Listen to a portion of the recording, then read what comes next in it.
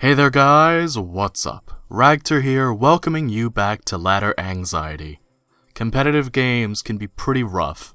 They're intimidating, there's a lot to learn, there's a big amount of information you have to take in, but it does not have to be that way. You can sit down and you can have a nice, pleasant time playing a competitive game, and I'm going to show you this by playing some random battles on Pokémon Showdown. And we're going to start off by getting a Blissey, which I am not upset about in the slightest bit. So let's throw out some Stealth Rocks. Our opponent's going to do likewise with their Uxie. We also have Zebstrika, Rampardos, Klefki, Crustle, and a Mega Metagross. So all in all, I'm pretty pleased by all of this, actually. Now, I'm imagining the Uxie wants to go for a Toxic, so I'm going to switch out into Klefki. Uxie's actually just going to go for the Yawn, but this will let me get off a Thunder Wave. So let's see what Uxie wants to go for now. It is in fact going to be fully paralyzed. Uxie is sound asleep, but I think this gives me the opportunity to switch into Crustle. So Crustle's going to come out. Uxie is going to be fully paralyzed. It can't move. I imagine I'm going to be able... Oh, actually, this is not the kind of Crustle I thought it was. So let's just set up a layer of spikes. Uxie's going to go for the Heal Bell, relieve itself of that paralysis, and that's okay. Going to go for the Yawn onto poor Crustle. I'm going to get off another layer of spikes. And now, to prevent going to sleep, I'm going to switch right into Klefki. Uxie's going to go for the Psychic. Do I have something that can take Psychic? I have Blissey, and Blissey has Natural Cure, but the damage won't be the greatest. So I'm going to hang out here, and I'm just going to try and get a Reflect off. Hopefully, Klefki wakes up soon, but if not, that's okay. Clearly my opponent was expecting the switch there, and we're going to be able to get a Reflect up. Klefki's going to get all drowsy. Now let's go for the Foul Play, just to see if we can do any damage. About 23%. It's not the best, and with the leftovers, my opponent will be getting that back. Clearly still expecting that switch, but I'm not going to give it to him. I'm going to feint Klefki before I bring in another Pokemon. And the reasoning behind that is I don't want a Pokemon to switch directly into the Yawn. It'll just give my opponent too much momentum. Instead, let's go into Rampardos, who has Crunch, and rip a big chunk of Uxie's HP away. So Uxie is actually surprisingly faster. That is going to knock Rampardos, or that is going to knock Uxie quite low, but Rampardos is drowsy now, which is very unfortunate. So what I'm going to do is I'm going to switch into Blissey. Blissey does not care about being yawned, so I can take this damage, I can go for a Seismic Toss, and then, if I get yawned, I can just switch out. Uxie is just going to accept its demise, go for the Psychic, and my Seismic Toss is going to be able to knock it out. Now Dusknoir is going to come out. It's going to take a lot from the spikes and the Stealth Rock. And to deal with Dusknoir, I think first I'll set up a Wish. Dusknoir is going to go for the Will-O-Wisp. This tells me I should probably go into a Special Attacker. And I do in fact have Zebstrika, but I also have Metagross. And I do still have Rampardos, so let's switch into Rampardos. Dusknoir is going to hide behind the Substitute. I'm going to get my HP back to full. Now let's see if I can't do some damage. The Crunch is going to break Dusknoir's Substitute. It's going to go for the Pain Split to heal back to full. Crunch is going to be able to knock it out in one hit, though. And now Weezing comes out. Weezing is obviously immune to the Earthquake I would use against it, and it's quite physically bulky. So old Rampardos, not really the best choice to be out here. Instead, I think I'll go into Zebstrika so that I can get off a Volt Switch. Weezing going to go for the Sludge Bomb, going to do a decent amount of damage to old Zebstrika here. But we can Volt Switch. Weezing will take that. Now let's go into Metagross. Hopefully there's no Will-O-Wisp coming out. The Will-O-Wisp is going to come out. It is going to connect onto Metagross and burn it. I could have predicted that, but that's perfectly okay. We do have the Zen Headbutt. Instead, Shedinja is going to come out, and it's going to die right away to the Stealth Rocks. Now, Gligar's out here, and I am actually packing the Ice Punch, so let's go for that. Even with our burn, we are going to do a nice chunk of damage, but Gligar, it's here to stay. It goes for the Roost.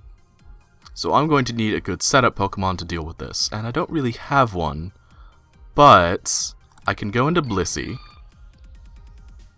and with Blissey out here, I can set up the last layer of spikes. Oh, sorry, no. Crustal's the one that has the spikes. I'm being silly. Let's see what a flamethrower from Blissey will do. Just in case I can manage to get a burn, perhaps? No burn, but that's okay. Instead, I think I'm now going to sack off Metagross. Send that in. It's going to take the Earthquake not very nicely, and it'll go down to the burn. This, in turn, however, should let me bring in Rampardos, and Rampardos can go for a Head Smash. So Gligar is going to take the time to go for a Defog, get rid of all of my setup, but it's going to be knocked quite low. I'm not sure I can stay in and take another hit from this, but I don't really have much of a choice. Gligar is actually just going to accept its own demise, go for the Toxic to try and whittle me down. I am in fact going to be knocked down to 1% HP, courtesy of that. And now, with Diancie out here, let's just try going for an Earthquake to deal what damage we can. We are in fact going to knock the Diancie out. Very fortunate for us. Now, let's go into Zebstrika, and let's see if we can't deal with this Weezing. Weezing is in fact going to go for the Protect. I think I can handle this. Go for 1 Volt Switch, going to do about 34%. Let's see if Crustal can't deal some damage to the Weezing. No, it is going to get its Will-O-Wisp off onto me, which is very unfortunate. And I have no means of dealing damage besides my Stone Edge. Only 16%, it recovers 6% with the Black Sludge. This isn't a very reliable means of dealing with the Weezing, obviously. So instead, I'm going to hard switch into Blissey. There are no more entry hazards. Blissey's going to take the Sludge Bomb nicely. And Weezing doesn't have the most HP, so a Seismic Toss should do a sizable amount. Basically, I just need to get this Weezing down to KO range for Zebstrika. So 1 more Seismic Toss. Weezing is going to get a lot of its HP back, but we're going to knock it out with Blissey. Say GG. Oh, my opponent left before I could say GG, but that's okay. All that matters is that we had fun, and that was a pretty good time. That was a very intense battle. That took out 3 of my Pokemon, and 2 of them were severely crippled by the end of that, so I would count that as a pretty good match. Let's look for one more. Sitting a little too close to the microphone. This battle starts us off with a Kyurem White against a Stunfisk, which is actually not the best matchup for me. I could go for the Ice Beam, and in fact I think I'll do just that. Let's go for the Ice Beam, try and hold on to Kyurem as long as possible, punch as many holes in my opponent's team as we possibly can. Stunfisk is just going to go for the Toxic, knowing that Kyurem will want to be sticking around for as long as possible. But I do also have Palkia and Rotom Wash in the background. With Uxie and Volbeat actually, I could probably set up some really cool stuff. Plus, Miltank, you can't really go wrong with Miltank. So now my opponent's going to switch into Corsola. I'm going to pop its Air Balloon, which I guess is pretty okay, and take a little more toxic damage. My opponent's probably aware at this point that I'm choiced into my Ice Beam, so I'm going to hard switch into Rotom. You can never really go wrong with Rotom. And now, let's go for the Volt Switch. I don't really... Yeah, that was almost enough to pick up the KO. I kind of anticipated getting the KO instead there, but that's okay. Instead, I'm going to go into Uxie. And with our Uxie, I'm going to start annoying my opponent, basically. So let's go for our own Stealth Rocks, try and catch something here on the switch, and then we can go for Thunder Waves galore and go for the Psychic onto my opponent. Just like our opponent from the previous game, Uxie proves to be a very powerful Pokemon to have indeed. Smeargle's coming out. Let's see. Do we outspeed a Smeargle? We should. I'm gonna get the Thunder Wave. Smeargle's gonna take it. It's going to go for the spikes, which is pretty unfortunate, actually. I need to be able to deal with this thing. Let's see how much a Psychic will do to the Smeargle. We're definitely gonna break its Focus Sash, that's for sure. That's actually quite more than enough, in my opinion. So I get a little bit of HP back with my leftovers. Smeargle, after getting up 2 layers of spikes and stealth rocks, is going to go down to Uxie. So let's see what my opponent has in retaliation. They have Kyogre, and it's just a regular Kyogre. No real nonsense there, it's just got Drizzle instead of the Torrential Downpour. I do get off my Thunder Wave, so Kyogre gets fully paralyzed this turn, pretty nice. And I think, let's prod with a Psychic. A critical hit does 28%, that's not really the best, but I don't take much damage in turn from the Thunder, so I'm going to go for the U-turn. And let's bring in... I want to go into Volbeat just to kind of take the fall for the team. So Volbeat's going to take a lot of damage from all of the entry hazards, and it is going to end up fainting to the Thunder. And this, in turn, should let me go into Kyurem. Takes a whole ton of damage. I can't really do much more with this Kyurem, but hopefully the Draco Meteor will be able to knock out Kyogre, and we'll be able to say that we got a good amount of use out of old Kyurem here. So my special attack harshly falls as the full contact Draco Meteor knocks Kyogre out of the game. And my opponent in turn is going to send out Gyarados, very likely my opponent's Mega Evolution. In response to this, I think I'll just stay in and go for an additional Draco Meteor, just to do what I can. It's not a lot of damage, but it's a little bit. It'll add up in the end. So Kyurem goes down, and now I think we can go into Rotom, who should be able to take any hit from the Gyarados at least once, and go for the Volt Switch. We are going to be able to get it off, but Gyarados is going to hang in there with just a small amount of HP. In turn, let's go into Miltank. Miltank should be able to take a hit as well. Gyarados is just going to go for the Crunch, and I should be faster. So let's in turn go for the Body Slam. The stab Body Slam is definitely going to be enough to knock out Gyarados. And let's see what kind of pressure this puts on our opponent.